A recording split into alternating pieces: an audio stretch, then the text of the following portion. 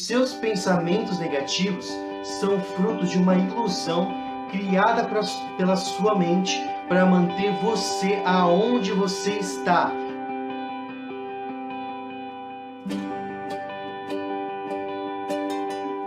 Olá, seja muito bem-vindo ao quarto episódio da nossa temporada de 2018, o ano da renovação da mente. E nesse episódio a gente vai conversar sobre a depressão. Para a gente conversar sobre a depressão, a gente vai ter que resgatar alguns conceitos que a gente já conversou nos episódios anteriores. Bom, você já sabe que a gente vive em dois mundos distintos.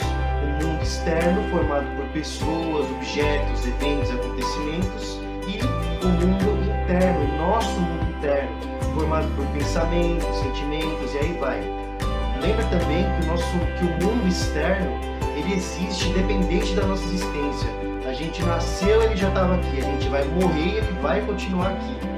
Agora, o nosso mundo interno, ele só existe porque a gente existe. E você também já aprendeu que a gente experimenta o mundo através dos nossos 5 sentidos. E é o nosso cérebro o órgão responsável por receber as informações do ambiente externo através dos nossos 5 sentidos. Você também já aprendeu que a capacidade de processamento consciente do cérebro é muito pequena. Então a gente não sabe como a realidade de fato é. A gente não sabe como o mundo externo, como o ambiente de fato é. Tudo que a gente sabe, tudo que a gente tem acesso é como a sua mente interpreta o ambiente para você.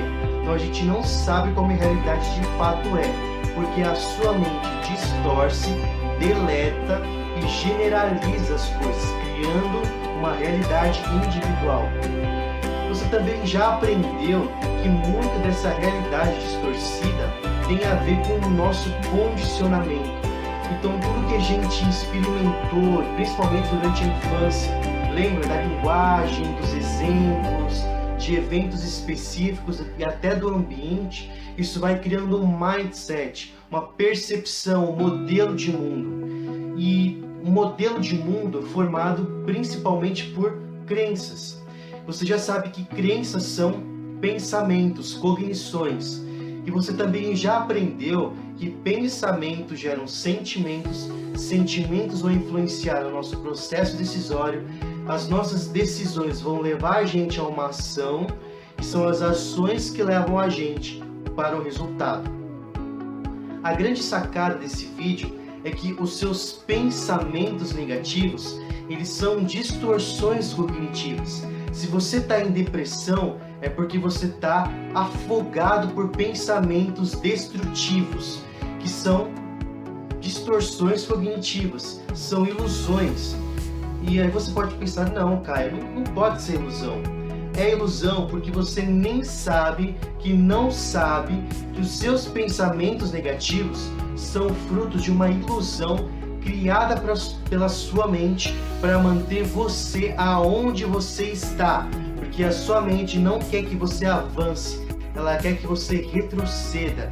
Esses pensamentos negativos são frutos de distorções cognitivas, são frutos de ilusões. Mas como você já aprendeu no último episódio, o peixe não sabe que a água existe. Você está tão afogado, tão colocado dentro, tão preso, cativo dentro dessa realidade, que você acaba acreditando que ela é real com o passar do tempo.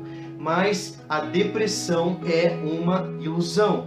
Então, o que você tem que fazer então para lutar contra isso? Lembrar que você não é a sua mente. Quando você sabe que você não é a sua mente, você consegue observar os seus pensamentos. Você consegue ser uma testemunha deles. Porque os pensamentos que dão origem a esse sentimento de depressão são ilusões. Se você souber, se você tiver consciência de quais são essas distorções cognitivas, você é capaz de lutar contra elas. E nesse vídeo nós vamos conversar sobre 10 distorções cognitivas que estão limitando você, que estão levando você ao sentimento de depressão. Então, a partir de agora, você vai descobrir quais são essas distorções cognitivas. O pensamento dicotômico é a tendência de avaliar as suas qualidades pessoais em categorias extremas. Eu perdi, então eu não sou nada. Eu não presto, sou um fracasso total. Se eu não for um sucesso total, eu sou um fracasso. O pensamento dicotômico é a raiz do perfeccionismo. Essa distorção faz com que você tenha medo de qualquer erro ou imperfeição, porque você se verá como um perdedor completo, o que faz você acreditar que você não tem valor. Essa maneira de avaliar as coisas é irrealista, porque a vida raramente é completamente de uma maneira ou de outra. Ninguém é absolutamente brilhante ou totalmente estúpido. Se você coloca suas experiências em categorias absolutas, você vai estar constantemente deprimido, porque as suas percepções não se conformarão à realidade. Você sempre vai se sentir desacreditado, porque não importa o que você faça, nada nunca vai corresponder às suas elevadas expectativas. Quando você supergeneraliza, você conclui de forma arbitrária que uma coisa que aconteceu com você uma vez vai se repetir sempre. E muito da dor da rejeição é causado pela supergeneralização.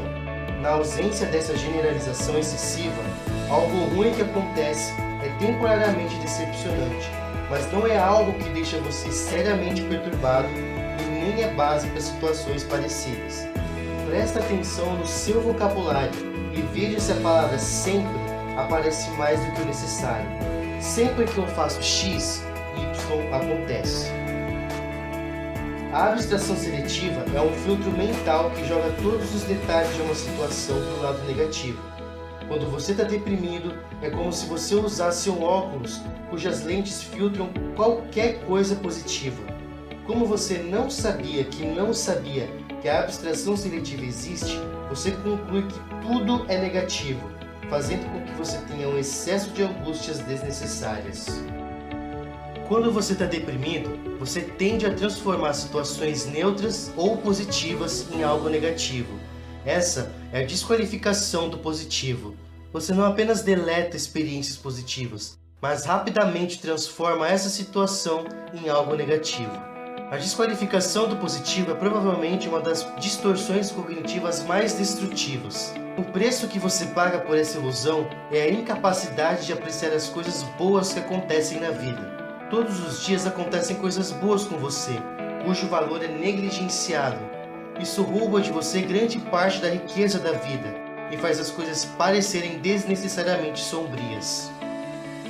O salto às conclusões é quando você toma uma conclusão negativa que não é justificada pelos fatos da situação.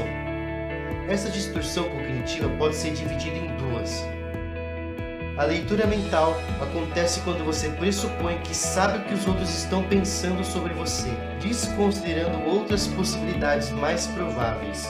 Você fica tão convencido daquilo que o outro está pensando que você nem vai averiguar se aquilo é real. Esse comportamento autodestrutivo pode resultar em uma espécie de profecia autorrealizável e estabelecer uma interação negativa que não precisaria existir nos seus relacionamentos. O erro da vidência é como se você tivesse uma bola de cristal que predissesse apenas miséria e escassez para você. Você imagina que algo ruim está para acontecer e você toma essa previsão como um fato, embora seja irreal. Muito do sentimento de desesperança decorre do erro da vidência. A magnificação ou minimização acontece quando você atribui uma importância exagerada aos seus erros, medos e imperfeições. Na literatura, existe uma figura de linguagem chamada hipérbole, em que as palavras utilizadas pelo autor aumentam a expressividade do texto. Que calor infernal! Eu tô morto de sede. Eu já te avisei 1 bilhão de vezes. Vale a pena prestar atenção se o seu vocabulário no dia a dia tem sido hiperbólico, em um sentido negativo. Se você amplia as suas imperfeições e minimiza os seus pontos positivos, você acaba por se sentir inferior, mas você não é o problema, porque você não é a sua mente. A argumentação emocional é quando você toma os seus sentimentos como evidência para a verdade. Eu me sinto como um fracasso, então eu sou um fracassado.